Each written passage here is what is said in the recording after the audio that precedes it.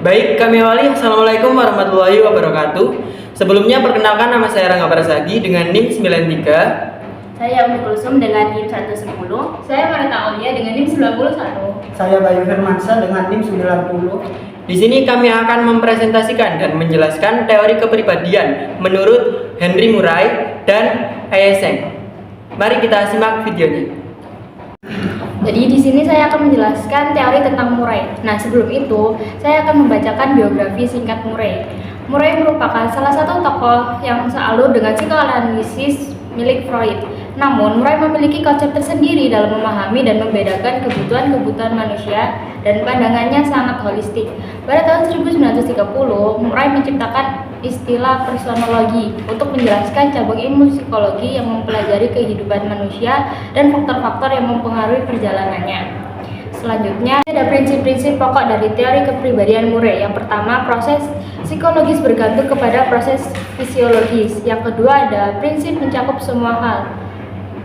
Yang ketiga, ada organisasi longitudinal. Berikut struktur kepribadian. Ada 3, yaitu id. Nah, id sebagai gudang kecenderungan impulsif yang telah dibawa sejak lahir. Selanjutnya ada ego. Menurut Murray, ego jauh lebih luas dari pendapat Freud. Bukan untuk mengubah dan menunda impuls, tetapi juga sebagai pusat pengatur tingkah laku. Ada superego. Nah, superego merupakan internalisasi nilai, norma, dan moral kultural untuk mengevaluasi tingkah laku diri sendiri dan orang lain. Superego bertindak sebagai mengatur perilaku. Selanjutnya ada serial dan proceeding. Sebelum itu, mari kita lihat videonya ini. Kalau nanti cita-citamu setelah lulus sekolah mau jadi apa?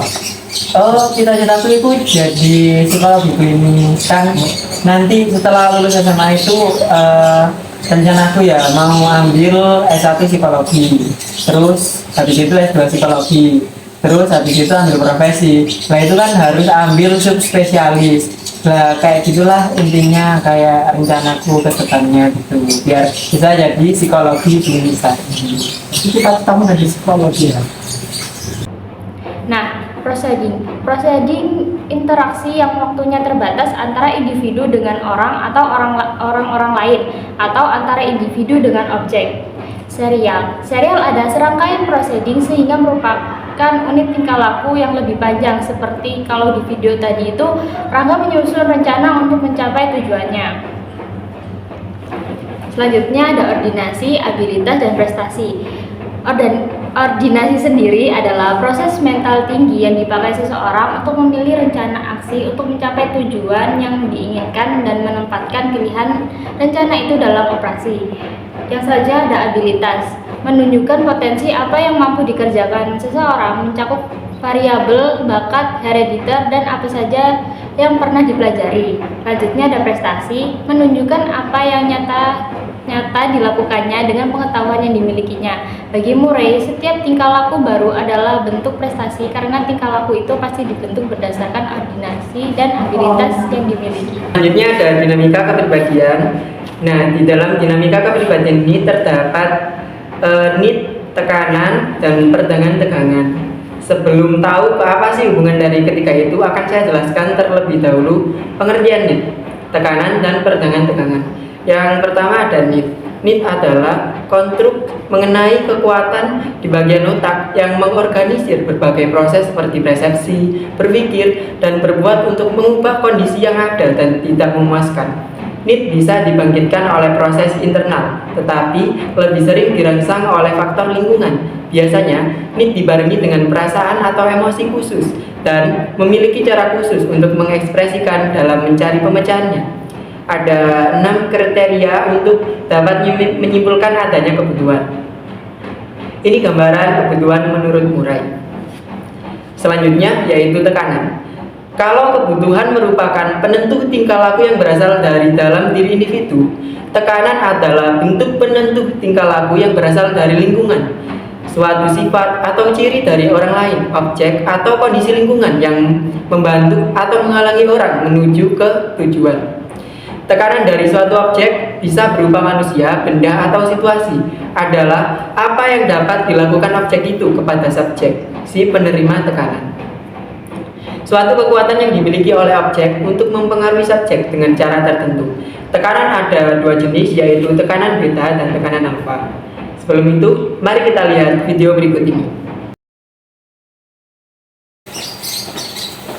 Rangga, Rangga beli makannya, aku lapar Rangga. Beli kecil di kamar. Nah, tekanan alfa yaitu kualitas lingkungan yang muncul dalam kenyataan. Contoh dari video tersebut adalah Rangga sibuk karena banyak tugas. Nah, setelah itu ada tekanan beta. Tekanan beta yaitu kualitas lingkungan sebagaimana teramati oleh individu. Dalam video tersebut, tekanan beta yaitu Bayu merasa apakah Rangga marah kepada aku karena Bayu merasa diabaikan. Nah, teman-teman sudah pada tahu kan mana tekanan alfa dan mana tekanan beta. Selanjutnya ada perdagangan tegangan. Seperti Freud, secara umum Murray berpendapat bahwa manakala bangkit need, orang berada dalam tension dan kepuasan yang mereduksi tension secara bertahap bersama perkembangan anak. Anak belajar memperhatikan objek dan melakukan aksi yang di masa lalu dapat mereduksi tension. Murray menambahkan dua hal. Pertama, orang sering aktif berusaha mengembangkan atau meningkatkan tension dalam rangka meningkatkan kenikmatan yang mengikuti tension reduction. Kedua, pada jenis need tertentu seperti hal yang terlibat dengan permainan drama atau aktivitas artistik. Kesenangan yang membarengi kegiatan itu termasuk dalam pemuasan need. Jadi, kepuasan itu tidak hanya diperoleh dari tercapainya tujuan, akan tetapi terlibat dalam suatu aktivitas atau proses. Tidak peduli tension itu menjadi turun atau menjadi naik, dapat memberikan kepuasan. Seperti itu. Selanjutnya yaitu interaksi antara kebutuhan dengan tekanan. Tema adalah aspek dari proceeding yang menggambarkan interaksi antara kebutuhan dan tekanan, yakni motif yang beroperasi dalam interaksi itu. Beberapa proceeding dapat membentuk serial, sehingga beberapa temanya kemudian bergabung menjadi tema serial. Jadi, tema serial adalah urutan tema yang menggambarkan kecenderungan seseorang bertingkah laku tertentu dalam situasi yang melibatkan kebutuhan dan tekanan serangkaian proceeding. Selanjutnya, ada arah tingkah laku. Nah, ini berhubungan dengan nilai, vektor, dan value. Apa sih itu vektor? Vektor merupakan kecenderungan bertindak, sedangkan value adalah hasil akhir dari tingkah laku. Skema nilai dan vektor merupakan gambaran akhir dari tingkah laku. Bertujuan, dalam teori Murray ini, menurutnya apapun yang dilakukan orang itu dilakukan dalam rangka mencapai tujuan akhir atau value yang dikehendaki. Nilai suatu tingkah laku adalah muatan tujuan akhir yang ada pada tingkah laku itu. Oleh Murray diklasifikasikan menjadi 7 nilai yang menurutnya mungkin masih bisa ditambah, yaitu body, kenyamanan fisik, properti, kekayaan, otoritas seperti kekuasaan, afilitas seperti afeksi interpersonal, dan ilmiah seperti ilmu, serta estetik seperti keindahan, dan ideologi seperti sistem nilai filsafat dan agama. Selanjutnya terdapat 11 vektor, yaitu seperti 11 itu ada rejeksi. Rejeksi itu menolak, dan resepsi menyerah, akuisi berusaha memperoleh, konstruksi itu membangun, konferensi memelihara, ekspresi menyatakan diri, transmisi menyampaikan, ekspulsi menyaring, destruksi menyerang, dependensi bertahan, dan avoidan menghindar. Selanjutnya perkembangan kepribadian. Yang pertama adalah kompleks anak. Setiap orang mengembangkan 5 macam kompleks dalam dirinya, karena semua orang akan melalui 5 tahapan perkembangan yang sama. 5 tahap perkembangan anak dan kompleks yang terlibat. Yang pertama adalah kompleks klostral, yang kedua kompleks oral, yang ketiga kompleks anak, yang keempat kompleks suretral, dan yang kelima adalah kompleks pastarasi. Yang kedua, perkembangan kebutuhan berprestasi. Orang dengan kebutuhan berprestasi yang tinggi cenderung menunjukkan berbagai perbedaan dengan mereka yang kebutuhan berprestasinya rendah. Perkembangan anak dipengaruhi oleh model pengasuhan anak dan hubungan anak dengan orang tua atau lingkungan, namun hubungannya sangat kompleks. Selanjutnya yaitu determinan perkembangan. Bagi Murray, kepribadian adalah hasil akumulasi interaksi antara proses kemasakan genetik dengan faktor empirik. Nah, determinan maturasi genetik dari kepribadian bersifat fundamental karena dibawa sejak lahir, dibawa dalam sel DNA. Determinan dibagi menjadi 3. Yang pertama yaitu determinan kemasakan genetik, yang kedua yaitu determinan keanggotaan kelompok, yang ketiga determinan peran, yang keempat yaitu determinan situasi. Nah, belajar. Faktor genetik menurut Murray bertanggung jawab atas timbulnya pusat gembira dan pusat sedih. Di otak disebut juga sebagai pusat kenikmatan dan pusat ketidaknikmatan. Belajar akan memberi hasil sampingan menemukan apa yang dapat menimbulkan kenikmatan dan apa yang menimbulkan kesedihan.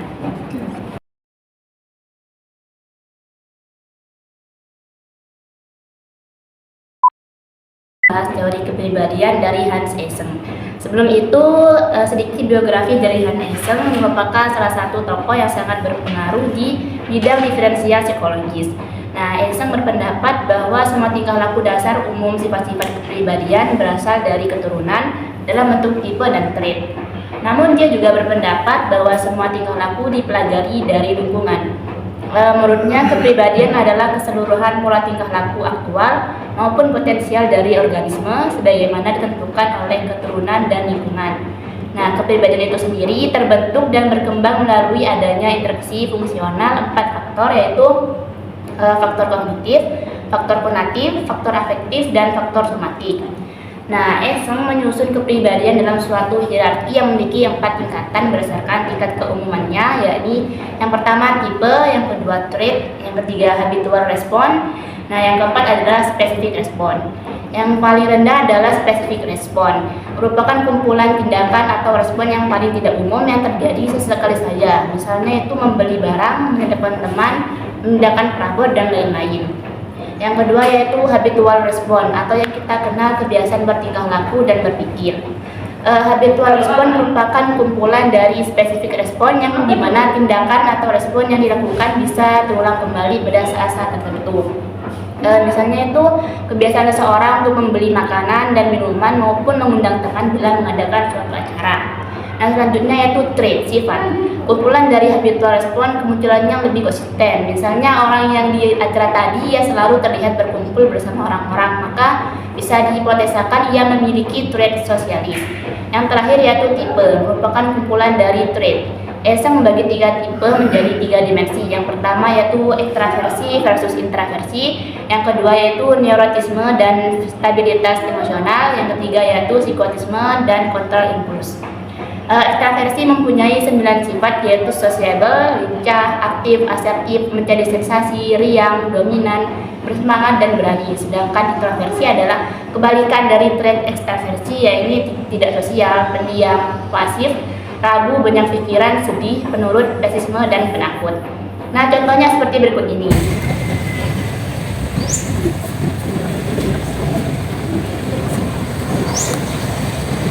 Iya. Kamu sendirian di sini? Iya sih ya.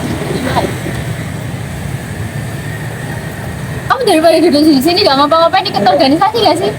Enggak males. Enak sih ikut organisasi. Enggak, kita tuh bisa punya teman banyak, kita bisa sharing-sharing. Kamu belajar gini tuh bisa di-sharing, kamu nggak tahu apa, itu bisa banget. Nah, aku bisa belajar sendiri kok. Kalau banyak orang kan tabu. Gak mau.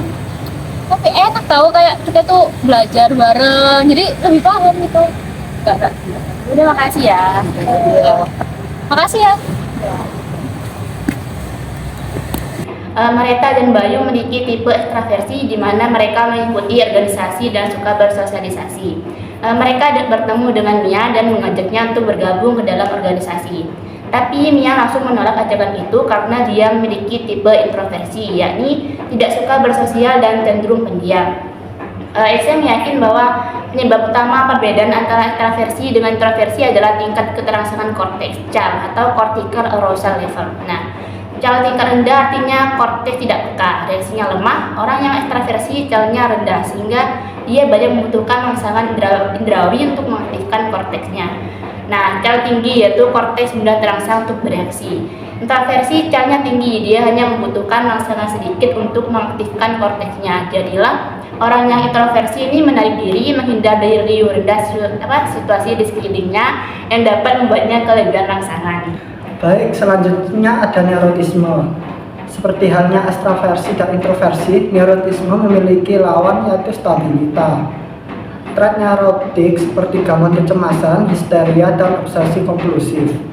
Individu yang mempunyai skor neurotik tinggi cenderung melibatkan emosi yang berlebih dalam reaksi, mengadu simptom fisik, khawatir dan cemas. Pokok bahasa biologis neurotisme adalah ANS, Automatic Nervous System Reactivity.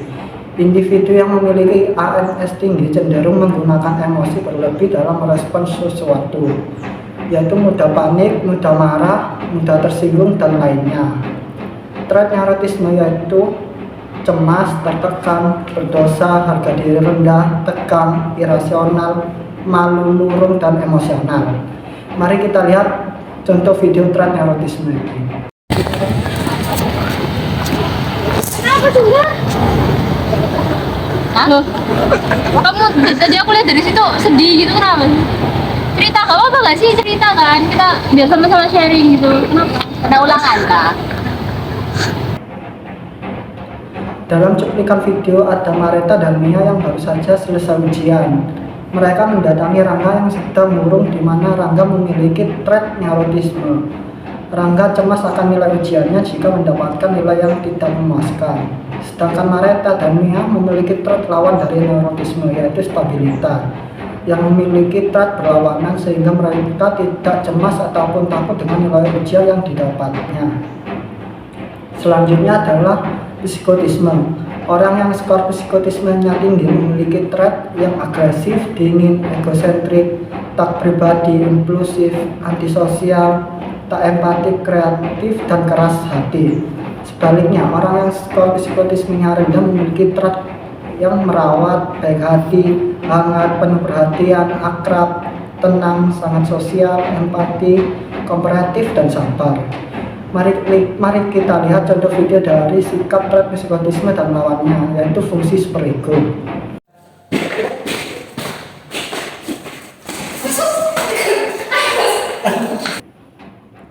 Baik, dalam video itu Bayu menaiki tangga sambil menelpon sehingga dia jatuh tersandung, dan ada Mareta yang mempunyai sifat psikotisme yang rendah sehingga dia memiliki sifat yang suka menolong, baik hati, penuh perhatian, dan sangat sosial. Sedangkan Mia yang memiliki sifat psikotisme tinggi mempunyai trait yang agresif, keras hati, tak empati, dan antisosial, sehingga dia tidak mau menolong bayi yang sedang terjatuh. Seperti pada ekstraversi dan neurotisme, psikotisme mempunyai unsur genetik yang besar. Secara keseluruhan, 3 dimensi kepribadian itu 75% bersifat herediter atau keturunan, dan hanya 25% yang bersifat fungsi lingkungan. Baik, selanjutnya adalah pembentukan kepribadian. Eysenck menekankan peran herediter atau keturunan sebagai faktor penentu dalam perolehan trait ekstraversi, neurotisme, dan psikotisme. Sebagian didasarkan pada bukti hubungan korelasional antara aspek-aspek biologis seperti KAL dan ANS dengan dimensi-dimensi kepribadian. Namun, Eysenck juga berpendapat bahwa semua tingkah laku yang tampak pada hierarki kebiasaan dan respon spesifik semuanya dipelajari dari lingkungan. Inti fenomena neurotisme adalah reaksi takut yang dipelajari terkondisikan, sehingga ketika ada seseorang yang faktor hereditasnya rentan menjadi neurosis, maka hanya dengan satu peristiwa neurotisme akan membuat orang tersebut mengembangkan reaksi kecemasannya. Sekian dari saya. Wassalamualaikum warahmatullahi wabarakatuh.